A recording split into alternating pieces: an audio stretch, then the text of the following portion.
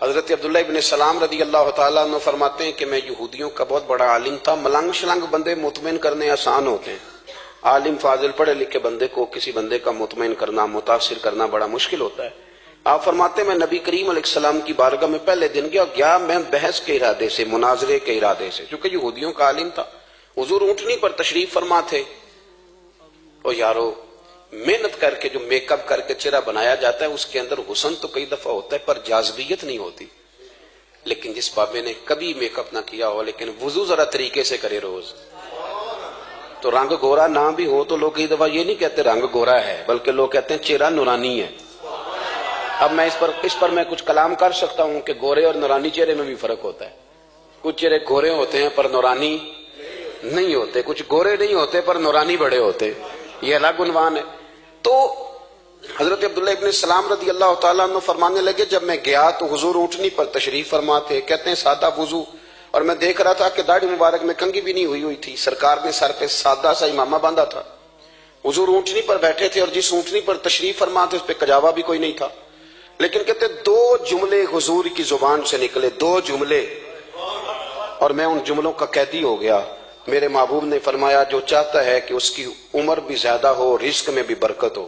آپ بھی چاہتے ہیں نا عمر بھی زیادہ ہو، رزق میں بھی برکت ہو، تو حضور فرمانے لگے اس کے لیے کرنے کا کام یہ ہے کہ اگر وہ چاہتا ہے عمر زیادہ ہو، رزق میں برکت ہو، تو اپنے رشتہ داروں کے ساتھ اچھا سلوک کرے.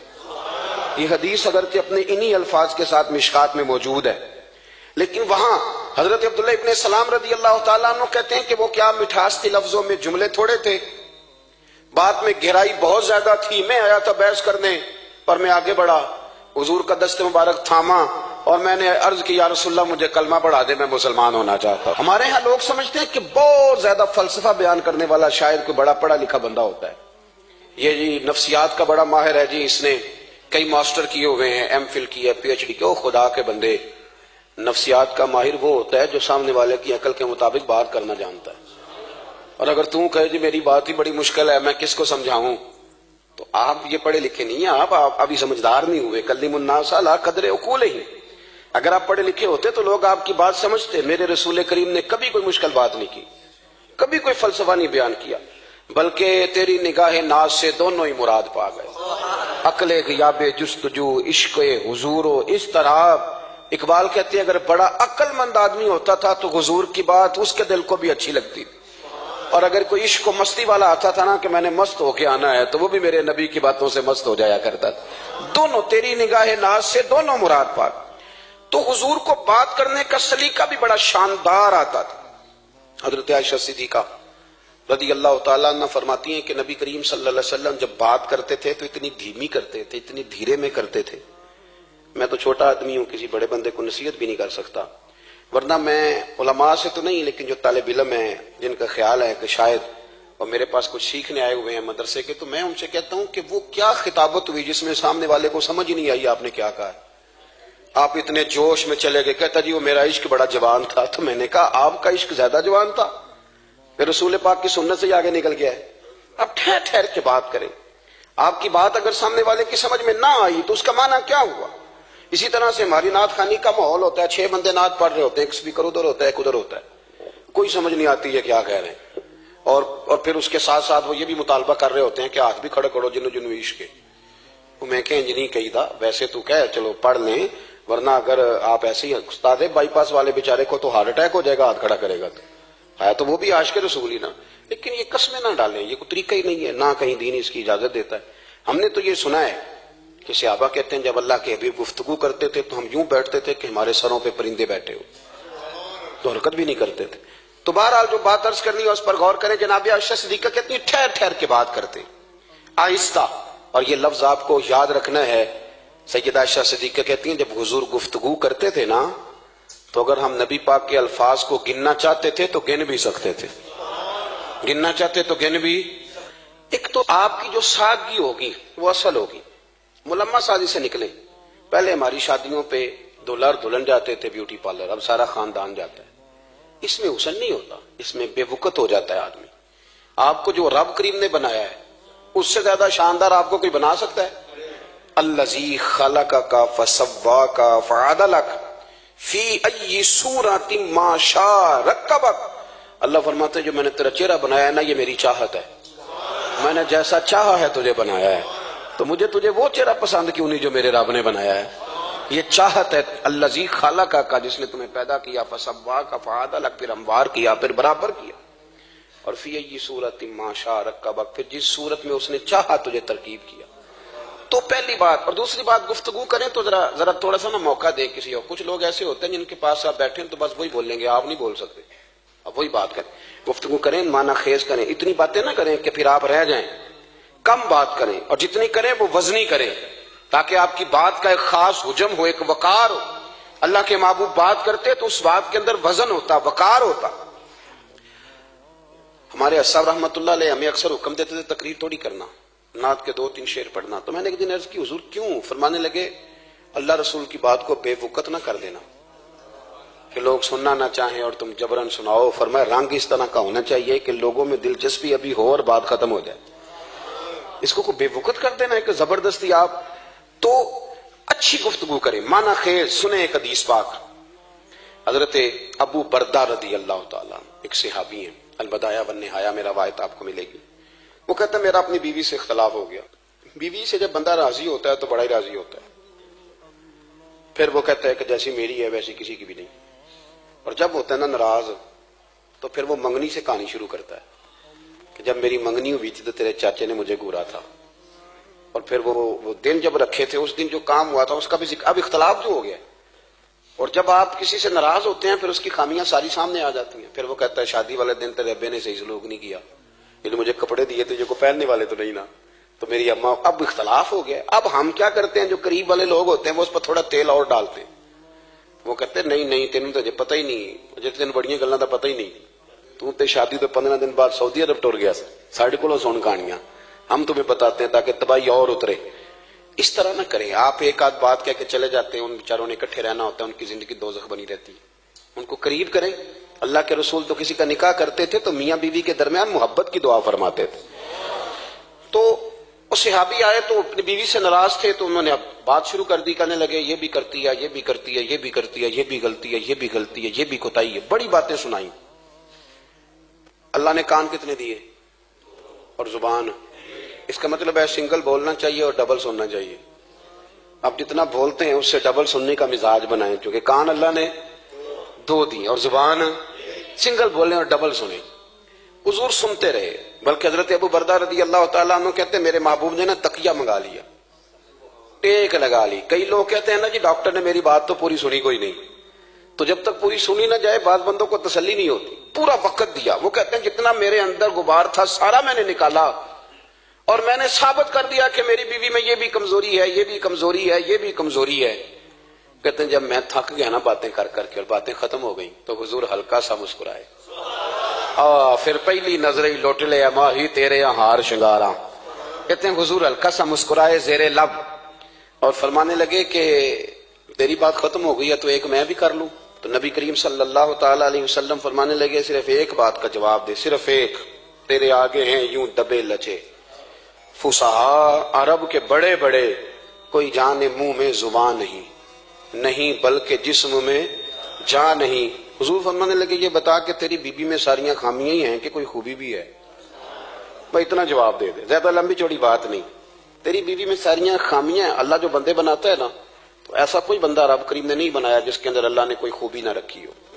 یہ الگ بات ہے کہ ہماری اپنی اینک پر مٹی پڑی ہوتی ہے اور ہم سامنے والے کا چہرہ صاف کرتے رہتے ہیں، اپنی اینک نہیں صاف کرتے۔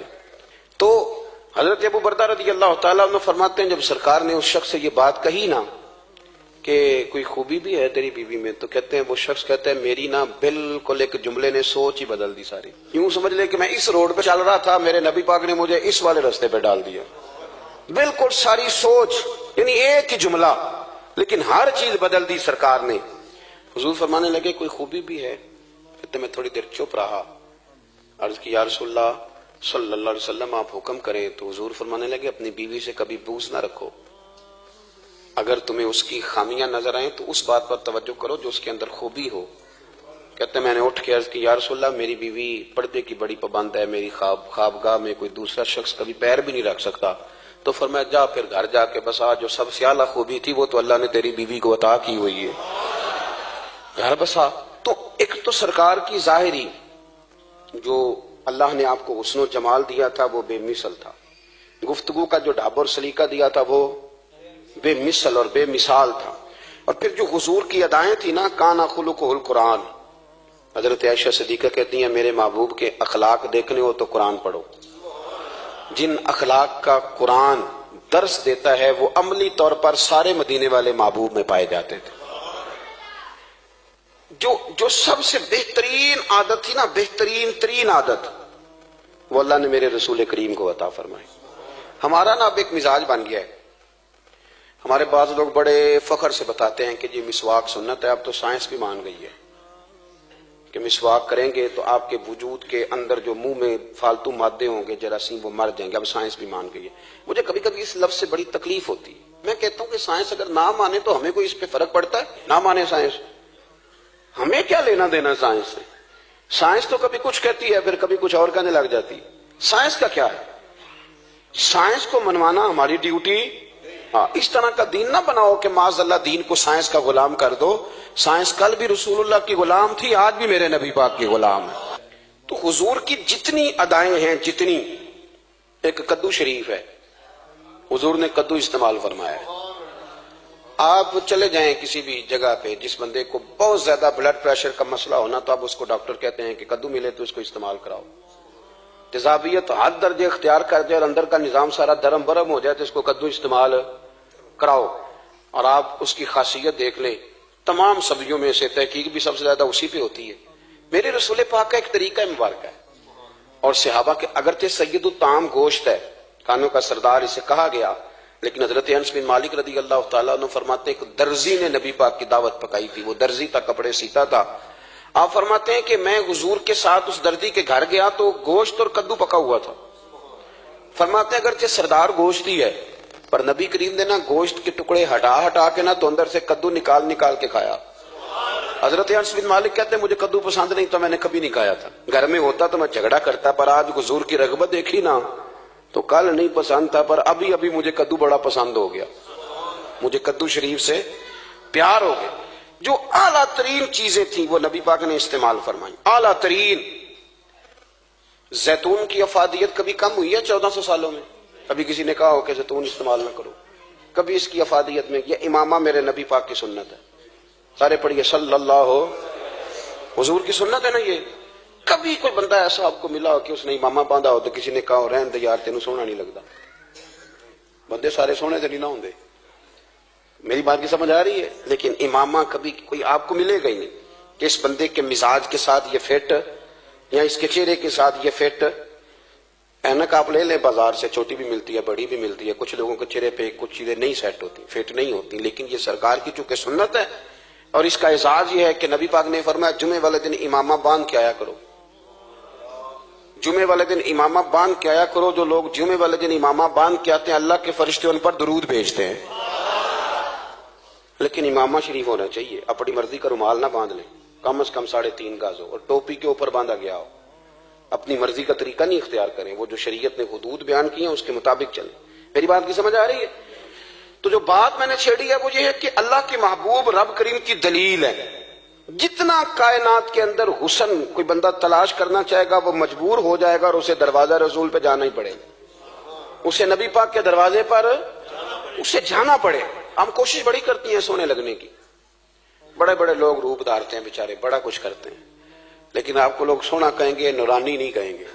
مجھے بڑی کر لیں، داڑھی روز بنائیں بے شک، لیکن فطرت داڑھی ہے، حسن ناراض ہو گیا۔ اور داڑھی بڑی سمجھدار ہے، کبھی عورت کے منہ پہ نہیں آتی، آتی مرد کے منہ پہ ہے، مرد کے منہ پہ داڑھی آتی۔ چلے میں کوئی بات نہیں کرتا ورنہ میں تو حنفی ہوں، میرے امام صاحب تو اس بندے کی گواہی قبول نہیں کرتے جس نے داڑھی نہ رکھی ہو، وہ کہتے ہیں اس کی شہادت کچہری میں قابل قبول نہیں ہے، وہ تو قبول نہیں کرتے اس کی شہادت کو بھی۔ اب چلیں عوام سے ڈرتے ڈرتے کئی دفعہ کچھ باتیں نہیں بتائی جاتی پر باتیں ہیں تو صحیح نا۔ ایک بندے نے داڑھی مڈائی تھی تو جناب عمر نے مدینے سے بھی نکال دیا تھا۔ ان سانو کانے کوئی کہہ گیا کہ چنگی طرح نیک ہوے گا تاں رکھی تے روٹی ادن کھائی ہاں جدن چنگی طرح نیک ہو جائے گا، اس سے پہلے کیوں کھاتے ہو؟ یہ قسم اٹھاؤ کہ پیسے اس دن پکڑنے ہاتھ میں جس دن چنگی طرح نیک ہونا ہے. کچھ لوگ کہتے ہیں میں اندر سے ٹھیک نہیں. تو اندر سے ٹھیک ہونا تیری ڈیوٹی نہیں, ظاہر ٹھیک کرنا تیری ڈیوٹی ہے, باطن تو رب کریم اپنی رحمت سے درست فرمایا کرتا ہے. تو جو تیرے ذمہ لگایا اللہ نے وہ تو کرنا. جو تیرے اللہ نے ظاہری صورت سے ہوتا کیا ہے, سنو کیا ہوتا ہے. ملا رومی نے لکھا ہے حضرت موسیٰ علیہ السلام کے زمانہ مبارکہ میں ایک شخص تھا, تو حضرت موسیٰ علیہ السلام کی نقلیں اتارتا تھا. آپ کتنا لمبا کرتا پہنتا تھا, ہاتھ میں چھڑی پکڑتا تھا, تھوڑا غصے سے بولتا تھا, معاذ اللہ نقل اتارتا تھا. جناب موسیٰ کلیم اللہ علیہ السلام کی قوم کا جب غلبہ ہوا تو انہوں نے نکال دیا اس کو. تو نقلیں اتارتا ہے, وہ نکل گیا, شہر سے باہر نکال دیا. حضرت موسیٰ کلیم کہتے ہیں میں ایک دن کوہ طور پہ گیا ہوا تھا, تو رب کریم نے مجھ سے فرمایا کہ فلاں جگہ فلاں درخت کے نیچے میرا ایک دوست انتقال کر گیا ہے, اسے اٹھائیے, غسل دیجیے, کفن دیجیے, جو اس دور کا طریقہ تھا, تدفین کر دے. حضرت کلیم علیہ السلام فرماتے ہیں میں اپنے حواریوں سمیت پہنچا, جب بندے کا چہرہ دیکھا تو حیران ہو گیا, یہ تو نقلیں اتارنے والا ہے, تو نقلیں اتارنے والا ہے. پر اللہ کے نبی رب کریم کے حکم کے آگے لا تو اللہ نہیں کرتے. یہ نہیں کہتے کہ میری عقل میں نہیں آ رہا. اٹھایا, غسل دیا, کفن دیا, تدفین کر دی اس کو. جب دفن ہو گیا حضرت موسیٰ علیہ السلام کوہ طور پہ حاضر خدمت ہوئے اور بارگاہ عالی مرتبت میں عرض کرنے کے مالک تو بے نیاز ہے, چارہ سوال تو نہیں, پر اپنی تسلی کے لیے مالک یہ فرمائیے کہ وہ تو نقلیں اتارتا تھا. تو رب کریم نے فرمایا موسیٰ بات یہی ہے, پر میں نے اسے مرتے وقت ایمان نصیب کر دیا.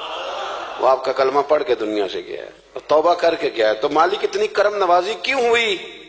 تو رب کریم نے فرمایا موسیٰ جب وہ تیری طرح بن سور کے نکلتا تھا نا, تیری ادائیں اپناتا تھا, تو مجھے پیارا ہی بڑا لگتا تھا, وہ پیارا لگتا تھا. یارو دیکھو نا ترمذی شریف میں حدیث ہے, میرے رسول پاک علیہ السلام نے فرمایا میرا امتی جب سفید داڑھی لے کے قبر میں جائے گا نا, داڑھی اور وہ بھی سفید, تو رب فرشتوں سے فرمائے گا اسے عذاب نہ دینا, یہ میرے محبوب کی سنت سفید داڑھی لے کے آگے, مجھے شرم آتی ہے اسے عذاب دیتے.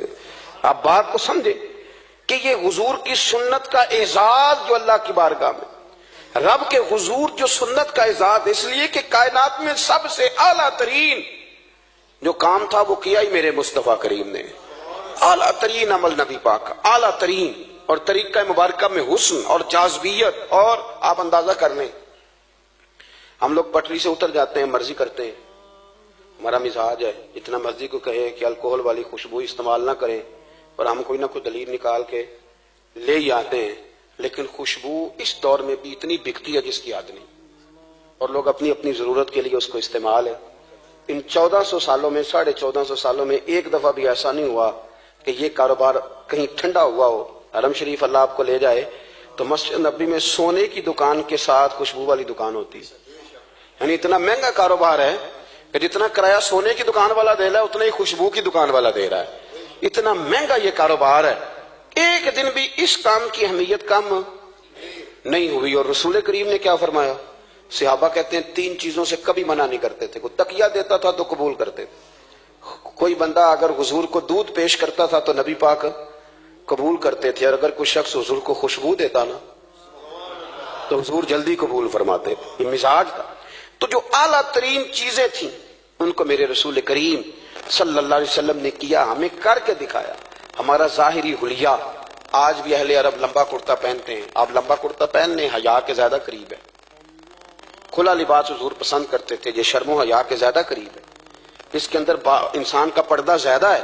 وہ ساری اعلیٰ قسم کی صفات جن سے ایک آدمی متصف ہو سکتا ہے اور اپنے آپ کو سجا سکتا ہے, اپنے معاملات کو ٹھیک کر سکتا ہے, وہ ساری رسول پاک نے ہمیں عطا فرمائی. ایک حضور کا طریقہ مبارکہ تھا کہ سامنے والے جتنے لوگ حضور کے دائیں بائیں رہتے تھے ان کا خیال کرتے تھے. ہم تو خیال رکھواتے ہیں نا اپنا کہ سارے مل کے میرا خیال, میری عزت نہیں کرتا, تو میری. تو میں کہتا ہوں کہ یہ تو یہاں اپنی عزت کی بھیک مانگی ہے یا اپنے لڑائی کر کے عزت لی ہے. ایسا نہ کریں, آپ عزت دینی شروع کر دیں, اللہ آپ کو سکون عطا کر دے. آپ احساس کریں دوسروں کا. حضور نہ شدت کے ساتھ, یہ اعلیٰ سنت ہے میرے نبی پاک کی صلی اللہ ہو, سارے پڑھیے درود شریف صلی اللہ ہو, یہ اعلیٰ سنت ہے. آپ دیکھیں نا بخاری مسلم میں موجود ہے, حضور فرماتے ہیں میرا دل چاہتا ہے میں لمبی نماز پڑھاؤں, لمبی نماز پڑھاؤں, دل میرا چاہتا ہے. لیکن فرمایا جب میں دیکھتا ہوں نا کہ پیچھے بچے بھی کھڑے ہیں, بوڑھے بھی کھڑے ہیں, بیمار بھی کھڑے ہیں, تو گویا حضور فرمانے لگے میں بندوں کا احساس کر کے رب کی نماز چھوٹی کر دیتا ہوں. میں مختصر پڑھاتا ہوں. اور مسند امام احمد بن حنبل میں حدیث کے لفظ ہیں کہ اگر کوئی نبی پاک کا انتظار کر رہا ہوتا تھا تو نماز مختصر پڑھتے تھے اور اس کو فارغ کر کے بھی لمبی نماز پڑھتے. ایسا نہیں کہ اب آئے ہیں 4-5 لوگ تو ان کو پتہ چل جائے کہ حضرت جی بڑی تگڑی نماز پڑھتے ہیں, بڑے صوفی صافی آدمی, یہ نہیں. بلکہ مسند امام احمد بن حنبل میں تو وہ خوبصورت حدیث موجود ہے. سیدنا بلال حبشی رضی اللہ تعالیٰ عنہ فرماتے ہیں کہ میں نے عصر کی نماز کے لیے اقامت پڑھ دی تھی, حضور مصلی امام پر تشریف لے گئے تھے, ایک یہودی کا غلام آیا اور اس نے آ کے عرض کی یا رسول اللہ میں بڑی مشکل میں ہوں, اگر آپ چلیں تو میرا مسئلہ حل ہو سکتا ہے, میرا مسئلہ حل ہو جائے گا. تو حضور کے احساس کی شدت کا یہ حال تھا کہ نبی کریم نے نمازیوں سے فرمایا تم بیٹھ جاؤ, میں پہلے اس کا کام کر کے آتا ہوں. خدا کے بندے تو ہیں ہزاروں, بنوں میں پھرتے ہیں مارے مارے, میں اس کا بندہ بنوں گا جس کو خدا کے بندوں سے پیار. احساس کی شدت یہ حضور کی سنت ہے, اور بہت زیادہ خیال رکھنا دوسرے کا, یہ میرے نبی پاک کا طریقہ ہے. دوسروں کو سوچنا, دوسروں کے لیے بات کرنا, دوسروں کے لیے دعائیں کرنا, ان کے احساسات کا خیال رکھنا. سیدہ طیبہ طاہرہ حضرت عائشہ صدیقہ رضی اللہ تعالیٰ عنہ فرماتی ایک دن سرکار مجھ سے فرمانے لگے عائشہ جب تم مجھ سے ناراض ہوتی ہو تب بھی مجھے پتہ چل جاتا ہے, جب راضی ہوتی ہو تب بھی پتہ چل جاتا ہے. یہ ہمارا یہ مزاج نہیں ہوتا گھر کے اندر بھی. ہم گھر کے اندر بھی نواب صاحب ہی ہوتے ہیں, یہ نہیں گھر جا کے کہانیاں سناتے ہیں, کہتے ہیں تمہیں پتہ میں کڈا اوکھا ہوں, کمائی کیڈی مشکل ہے, پیچھے پیچھے ہٹ جاؤ سارے, میں فتح کر کے ہوں, ابھی K2 سر کر کے آیا ہوں. ایک بچہ پانی لے کھڑا ہو جائے, دوسرا دودھ کا گلاس لائے, بیگم صاحبہ فٹافٹ آئیے, ایسے نہیں کریں. میرے رسول پاک علیہ السلام کی پیاری زوجہ کہتی ہیں حضور گھر آئے, کھانا مانگا, میں نے عرض کی حضور میرے سر میں درد ہے, تو پڑھو نا ابن اسحاق کو. محبوب فرمانے لگے لا میں تجھے آٹا گوندھ دیتا ہوں, تو مجھے روٹی پکا دے. یہ بھی سنت ہے نبی پاک کی. ہوں چپ کر گئے ہو, یہ بھی حضور کی سنت ہے, یہ بھی سرکار کا طریقہ ہے. کبھی کبھی گھر میں جھاڑو دینا یہ بھی نبی پاک کا. حضور کام میں ہاتھ بٹاتے تھے نا ازواج کا, یہ والی سنت کس دن ادا کرنی. ایک دن میں نے جمعے میں یہ بات کی تو ایک بچہ مجھے کہنے لگا حضرت صاحب یہ سنت ادا تو کر لیجیے پر ساڑھے ابے بھی تو سمجھاؤ نا. ہنسنا نہیں جی مسجد میں اونچا. کہنے لگے وہ بیگم صاحبہ ایک دن بیمار تھیں اور سخت بیمار تھی, تو میں نے چائے کا کپ بنا دیا, علامہ بیچاری مجھے روز بنا کے دیتی ہے, تو میں نے بنا دیا تو ابا جی کہنے پتر رائے دیا آتا نہ خراب کر لیں. تو اب آپ تو سنت کچھ اور بیان کر رہے ہیں. میں کہ تسی شروع کرو نا تاکہ تواڈے بچے تو نہ یہ سوال کرن یہ راج تسی کر رہے ہو. تو اس میں بھی کوئی حکمت ہوگی. بزرگ اگر کو بات کرتے ہیں تو وہ بھی کوئی اتنی بری نہیں ہوتی, اس کے اندر بھی کوئی نہ کوئی حکمت ہوتی ہے. لیکن اپنے گھروں کے ماحول میں خوبصورتی لائیں, یہ سٹیٹس نہیں اہل اسلام کا. بات سمیٹنے کی طرف آ رہا ہوں. حضرت عائشہ صدیقہ رضی اللہ تعالیٰ عنہ فرماتی حضور فرمانے لگے کہ جب تم راضی ہوتی ہو تب بھی مجھے پتہ چل جاتا ہے, اور جب ناراض ہوتی ہو تب بھی. تو میں نے کہا یا رسول اللہ صلی اللہ علیہ وسلم وہ کس طرح. آنکھیں میں نے کھول لی, حضور کس طرح. تو دیکھو نبی پاک سامنے والے کے جملوں کا بھی احساس کرتے, خیال کرتے کہ سامنے والا کہاں سے بات کر رہا ہے. اللہ کے محبوب فرمانے لگے تمہیں اگر کبھی قسم کھانی ہو نا, تمہارا مزاج ہے قسم کھانی پڑے اور تم مجھ سے ناراض ہو تو پھر تم کہتی ہو مجھے ابراہیم کے رب کی قسم, اور جب تم راضی ہو اور قسم کھانی پڑے تو کہتی ہو مجھے محمد مصطفیٰ کے رب کی قسم. تو جناب عائشہ کہتی ہیں میں زبان سے ہنس رہی تھی اور آنکھیں میری آنسو برسا رہی. میں نے کہا محبوبہ اتنا خیال کرتے, یہاں تک آپ کو احساس, یہاں تک پتہ ہوتا ہے, یہاں تک. میرے رسول کریم علیہ السلام لوگوں کا احساس کرتے, خیال کرتے, شوق پیدا کرتے, وارفتگی ہوتی. کئی دفعہ حضور فرض نماز پڑھ کے گھر چلے جاتے, تھوڑی دیر کے بعد آتے مسجد میں نماز پڑھ لیتے. کئی دفعہ قاضی اعجاز مالکی رحمۃ اللہ علیہ اس کو لکھنے کے بعد اس کی شرح میں فرماتے ہیں اصل بات یہ تھی کہ حضور جب تک مسجد میں رہتے تھے صحابہ ادباً بیٹھے رہتے تھے, تو حضور فرماتے میں جاؤں گا نہیں تو یہ بھی نہیں جائیں گے. تو سرکار گھر تشریف لے جاتے تاکہ لوگ اپنے اپنے کام میں لگ جائیں, اور پھر حضور واپس آ جاتے. ایک تو اپنی ظاہری وضاقتہ میں سادگی لائیں. ہماری بہت ساری مشکلات کی اصل وجہ یہ ہے کہ تکلف بڑا بڑھ گیا, بڑا تکلف بڑھ گیا. ہم کوشش کرتے ہیں دوسروں کے برابر جانے کی, ہمیں کیا ضرورت پڑی ہے دنیا سے مقابلہ کرنے کی. ہم نے تو اللہ رسول کی رضا کے اندر رہنا ہے, اور دنیا میں سب سے بہترین شخص وہ ہے جس کے پاس مال تو ہے پر لالچ کوئی نہیں. اپنے آپ کو پیچھے لائیں. دوسری بات یہ کہ اپنی گفتگو بڑی صاف ستھری کریں, سادی کریں, اس کے اندر کوئی تکلف نہ برپا کریں, بات سامنے والے کی عقل کے مطابق کریں. اور تیسری بات یہ کہ اپنی عادات میں, اٹھنے بیٹھنے میں, چلنے پھرنے میں اپنا تھوڑا سا خیال کریں. اور ایک بات اور آپ کو عرض کروں, یہ آپ کو زیادہ دیر محنت نہیں کرنی پڑے گی. اگر تھوڑا سا وقت آئے اپنے آپ کو دے دینا. اقبال کہتے ہیں اپنے من میں ڈوب کر باجا سراغ زندگی، چل تو اگر میرا نہیں بنتا نہ بن، اپنا تو بن، اپنا تو بن، تھوڑا ہی اپنے اوپر بھی تو محنت کر لے کہ ساری زندگی دوسروں کی اصلاح کرتے رہنا۔ دوست کوشش کرے اپنی عادات پہ 2 4 5 ہفتے کے لیے محنت کرے تاکہ عادتیں سنور جائیں، تاکہ طبیعتیں بدل جائیں۔ ایک حدیث پڑھتا ہوں اور اپنی بات کو سمیٹتا ہوں۔ میرے رسول کریم صلی اللہ تعالی علیہ وآلہ وسلم نے فرمایا کہ اگر اللہ اخلاق کو چہرہ دیتا نا، یہ جو عادات ہوتی ہیں، اور عادات سے مراد صرف میٹھا بولنا نہیں بلکہ لالچ نہ کرنا بھی خلق ہے، تھوڑے پہ راضی رہنا بھی خلق ہے، سچ بولنا بھی خلق ہے، غیبت سے بچنا بھی، اصل اخلاق یہ ہے۔ میٹھا تو کئی دفعہ لوگ اپنے مطلب کے لیے بھی بول لیتے ہیں، وقتی طور پر کام نکالنے کے لیے بھی بولتے ہیں۔ تو حضور نے فرمایا کہ اگر خلق کو اللہ تبارک و تعالی چہرہ عطا کرتا تو کائنات میں سب سے بہترین چہرہ حسن اخلاق کا ہوتا، سب سے اچھا اور خوبصورت۔ اور فرمایا اگر بدخلقی کو اللہ چہرہ دیتا تو بدصورت ترین چہرہ اس کا ہوتا۔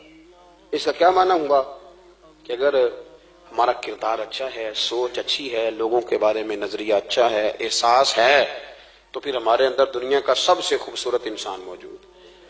لیکن اگر ہمیں اپنی ذات کے علاوہ شے نظر ہی کوئی نہیں آتی، ہم خود غرض ہیں، جھوٹ بولتے ہیں، غیبت کرتے ہیں، بدنگاہی کرتے ہیں، لوگوں کے بارے میں بدگمانی کرتے ہیں، کسی کو حقیر سمجھتے ہیں، ذات پات کے چنگل میں الجھے ہوئے، تو پھر ہمارے اندر ایک بدصورت ترین شخص بیٹھا ہے۔ جتنی مرضی کنگھی کریں، جتنا مرضی آپ اپنے آپ کو سنواریں، اندر کی بدصورتیاں جا سکتی نہیں۔ تو کوشش فرمائیں کہ اللہ ہمیں اخلاق کا اعلیٰ جو ہے وہ وزن عطا کرے، اعلیٰ شعور عطا کرے۔ اللہ تعالیٰ میری اور آپ کی حاضری کو مستجاب فرمائے۔ آخر دعوانا